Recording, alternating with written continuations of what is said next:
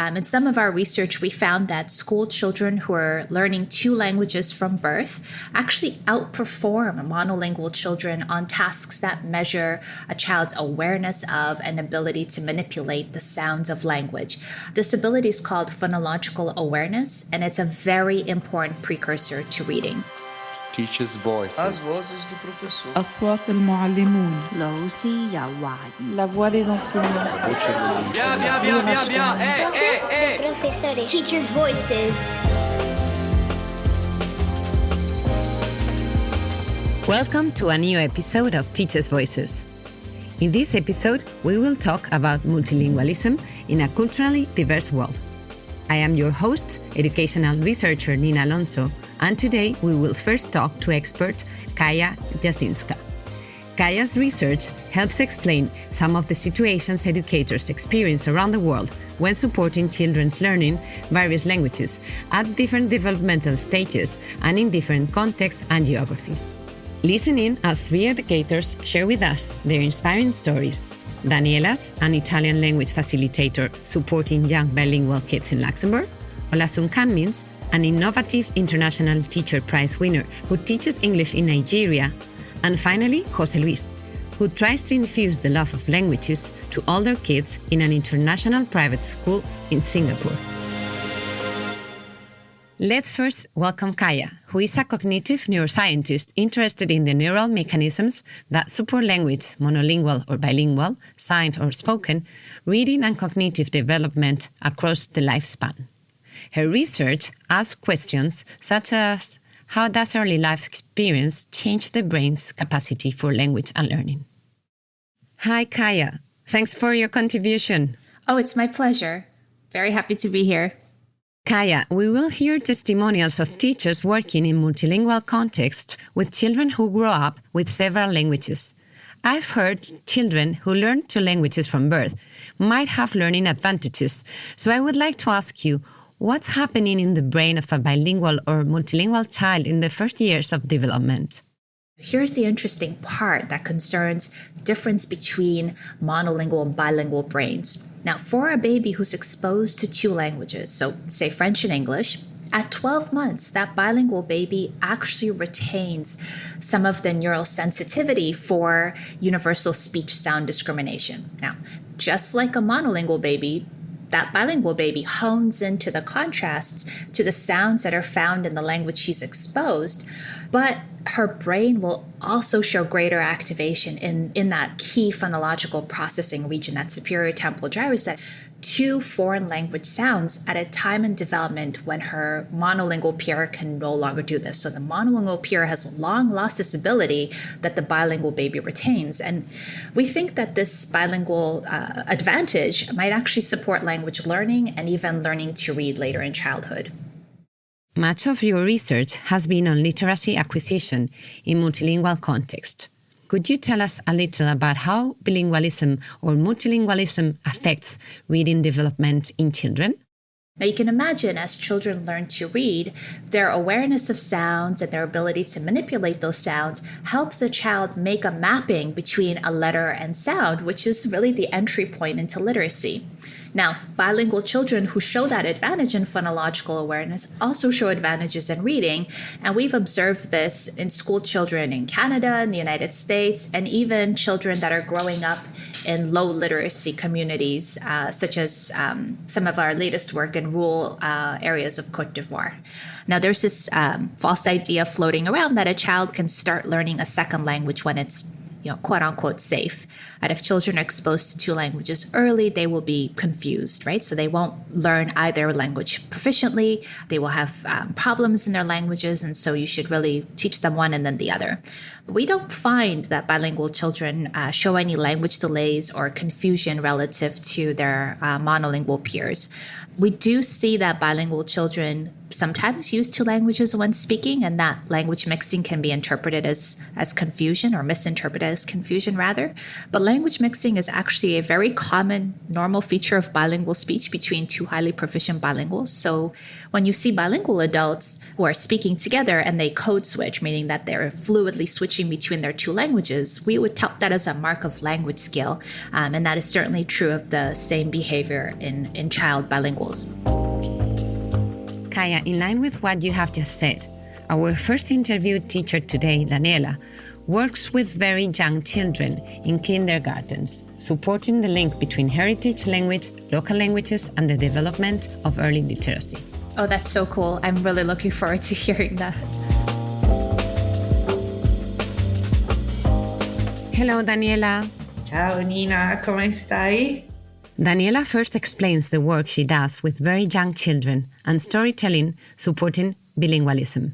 Je raconte des histoires en italien qui est ma langue. I told stories in Italian, which is my mother tongue, to children from local kindergartens to help them keep a link with Italian as their family heritage language, with the idea that this could ease them their learning of the main official languages here in Luxembourg. Linking this description to what Kaja told us about young kids who grew up in multilingual contexts, I asked Daniela how did it feel at the beginning working with very young children, managing different languages. C'était génial parce que It was great because they could not understand everything at the beginning and they mixed a lot of the two languages. So they would Italianize like Luxembourgish or French words, and they came up with words that are incomprehensible for a non-Italian speaker. But it was really funny. It was an amazing thing. Daniela describes the kind of teaching intervention that she develops in. donc à l'arrivée à la When I arrive in the kindergarten, I have my group of young kids running into my arms, welcoming me warmly, very warmly. It is fantastic. But then we all sit down on the floor because we need to be all at the same level. Some of them come to sit on my lap, some others next to me or in front of me. And what I do is I show them the book that I'm going to read so they see it. I tell them about the author. We sometimes read several stories from the same authors. Sometimes there are classic authors, and so they start recognizing the illustrations, the graphic design, but also the meaning and progress of the narrative. I turn the book towards them so they can see it well, as I always tend to learn by heart the story in advance, so that I am able to turn the pages while showing them the book. And I also ask to participate, to describe for me scenes, details, and I dramatize my storytelling with voice changing. Daniela shared with us something that she had enjoyed particularly. donc le souvenir The best memory that I treasure, really the most beautiful, is when, after 1 year of storytelling in Italian, reading stories at their level, singing little songs and all that, I arrived one day without voice. So I told them that I was not going to be able to read them a story and asked them for help with a book that I had chosen with little text but very well illustrated, and asked them to tell me the story. Well, it was so great, so amazing, as they narrated it for me, the most beautiful story I've ever heard, and mimicking my voice and intonation. It was even more beautiful than the author's story. And for me, it was an amazing accomplishment. un accomplissement magnifique.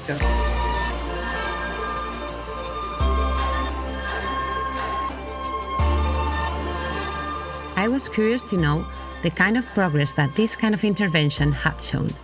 Les enfants, Kids were between 4 and 6 years old, and the nicest thing was that the children who were more timid at the beginning were the ones that turned to be the most active and involved, and even who could express the better and shared more ideas. And that, for me, that, I don't know how to say it, is just so heartwarming. It's fantastic, a true reward. So mainly at the level of language acquisition, fantastic improvements occurred, and the educators shared very good feedback with me, saying that they had seen a lot of progress in the acquisition of Luxembourgish. So the link with the local language of socialization was strengthened, and it improved as the intervention with Italian storytelling went on. With the knowledge of our expert Kaja, and in line with what we have just heard, what connections are there between Daniela's lived experience and what research says about exposing children to various languages simultaneously at early age? So there's a couple of points we can consider. First, full exposure to a language is key for a child. Some parents might want to expose their child to a majority community language, for instance, early on, and may do so rather than expose their child to their own family language. And parents might opt to do that even if they themselves are not proficient speakers of that majority community language. But a child's first language skills do, in fact, support their second language skills, and literacy skills in the first language transfer to the second. So we want to ensure that children are fully able to fully learn that first language, and that should be the language that parents and caregivers are most proficient in. Research is overwhelmingly points to the benefits of early bilingual exposure for language outcomes. So simply put, if the goal is to support a child's language skill, exposure to that language earlier is better than, say, waiting to expose to that child to their second language at some point in childhood later on.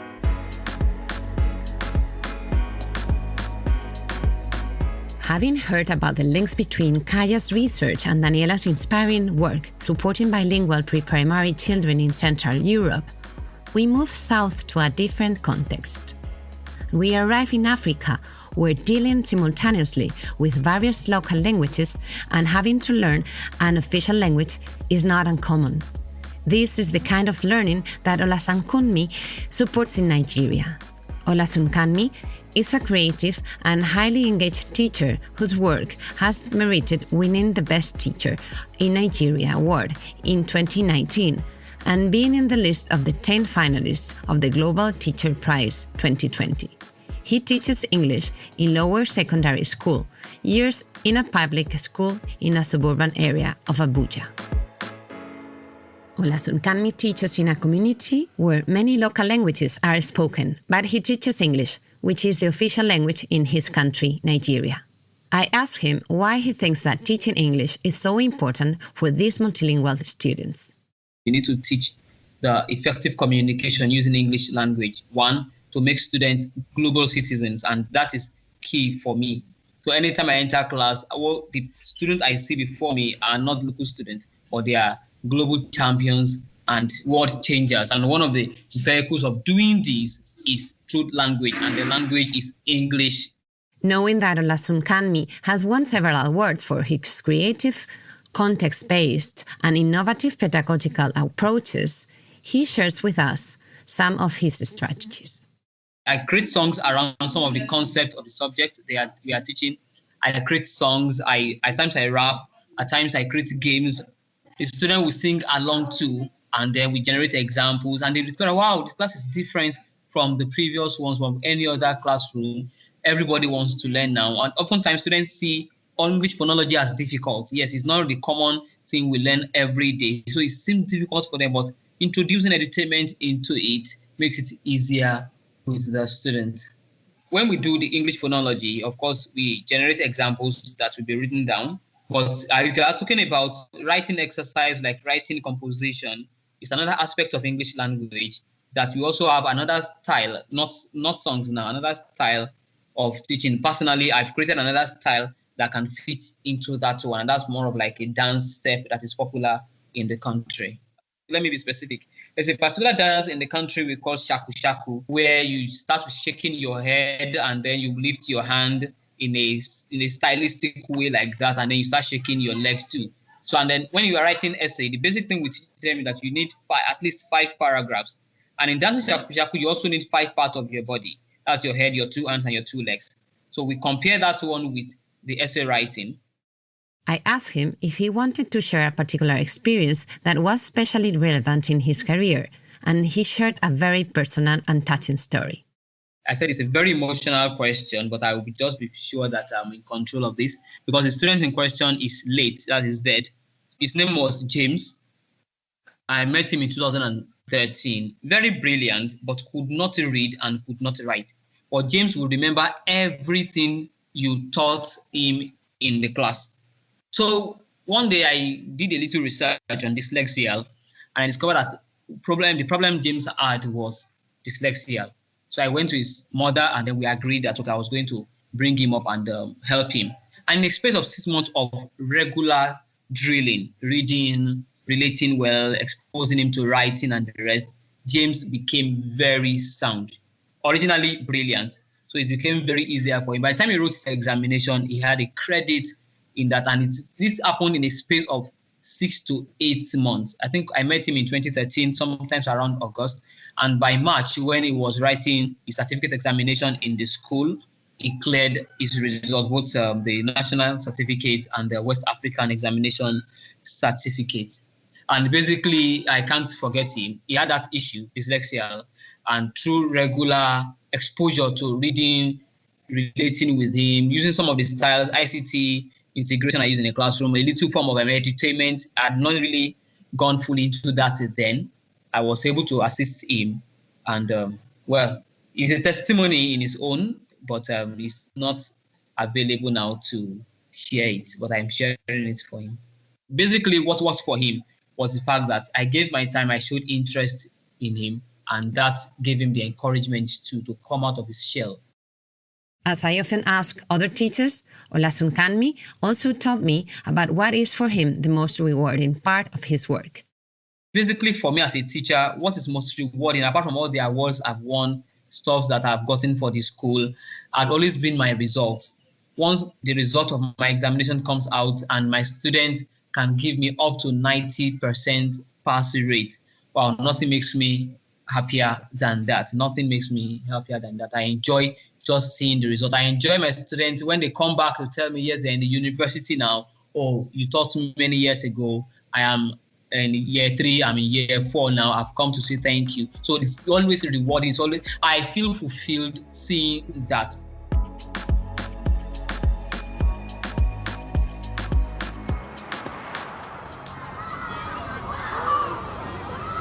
To visit our last interviewee, we will travel to Asia, where Jose Luis teaches Spanish as a second language in an international school in Singapore to high school students.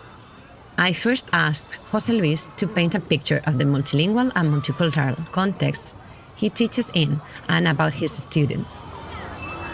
People from all around the world are teaching and are studying there. The facilities are really gorgeous.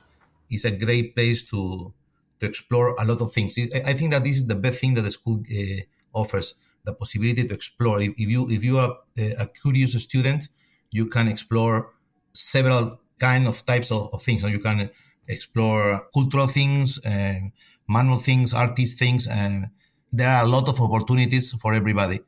I teach in high school from 9th grade to 12th grade, and kids from 14 to 18 years old.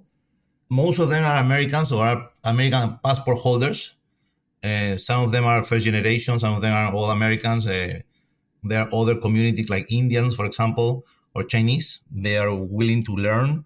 They are eager to learn. They want to explore new things. They want to know things that will be useful for them in the future.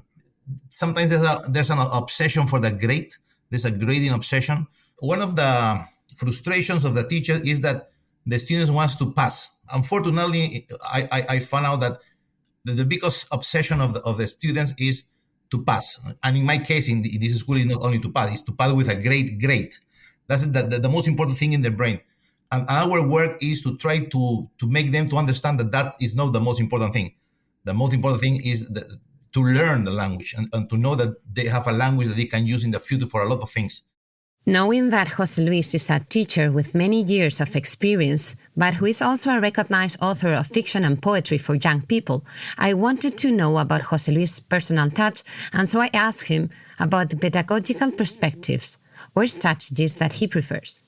I love poetry. Then, even though poetry is not part of the program, I try to introduce poetry as an illegal product.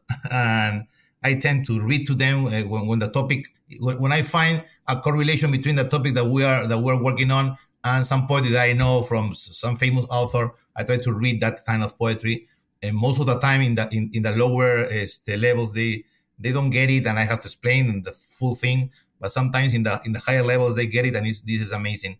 When I read poetry to them, I try to read poetry that I really love, and most of the time I know it by heart. Then they are amazed because I can say a sonnet or a longer poem by heart, because it's something that I repeat all of my life, and I know it because I love poetry. Some time ago, I went to Lima in front of it was a group of my former students in Peru, and he said, "No nos une el amor, sino el espanto." That's the 11th birth of a sonnet. Pardon, the 13th birth of a sonnet of Borges about Buenos Aires, and he was expecting me to finish that line. It was funny. That was amazing because after 10 years after he finished school, I don't know what he remembered about what I taught, but he remembered perfectly the pair of line of Borges, and I was really happy with that. Finally, I asked Jose Luis why he thinks that teaching a second language, Spanish in this case, is so important for him and for his students. To connect ideas, when I start my classes, my year, I tell them that I'm not teaching them the language, that if they want to learn the words of the language and the grammar of the language, they can go to an application on the internet. It's going to be cheaper for them to do it. And maybe it's going to be a better teacher than me. What I'm trying to teach to them, I tell them, is the spirit of the language, no?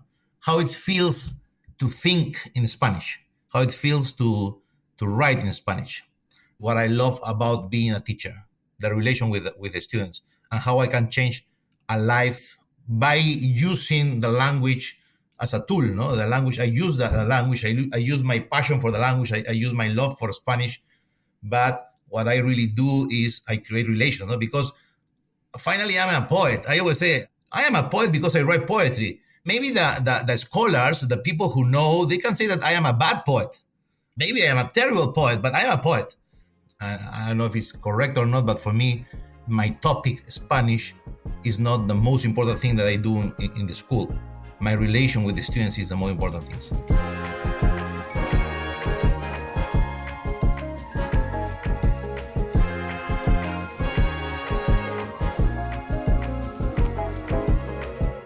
As we have heard in these stories, kids whose mother tongue is perhaps not the same as the language in which they are being taught need good teaching support. Let's close this interesting episode with some observations on how educators might best support bilingual or multilingual children from our expert, Kaja. The ways in which we best support children in bilingual education programs really depends on the goals of the program. So there are lots of different types of programs that align to different contexts. So again, like I said, it really depends on the goals of the program and the kinds of opportunities that speaking the majority language might afford the child when they reach secondary school and later allows them to pursue tertiary education as well. Now, with that said, some of our work in low literacy communities in Cote d'Ivoire finds that bilingual education, if it's not implemented in a high quality way, is insufficient to support any advantage. So quality education is truly key. It almost doesn't matter which language we teach our child in and when we start what language, if we're not providing that education in a high quality way. So that means, particularly with respect to bilingual education, teachers that are well-trained and proficient in the languages they teach in and well-developed pedagogical materials in both languages. Lastly, in many parts of the world, there are children who might not start school on time. So say kids should start school about age 6.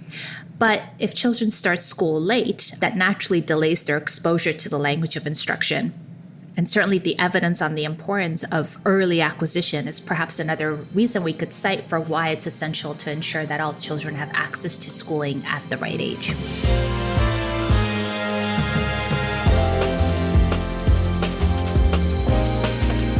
You have just listened to another episode of Teachers' Voices. If you have liked this episode, please stay tuned, follow, share it with your friends and your colleagues. And don't forget to tune for the following episode around distance learning. Lehrerstimmen. Voces de profesores. Teachers' voices.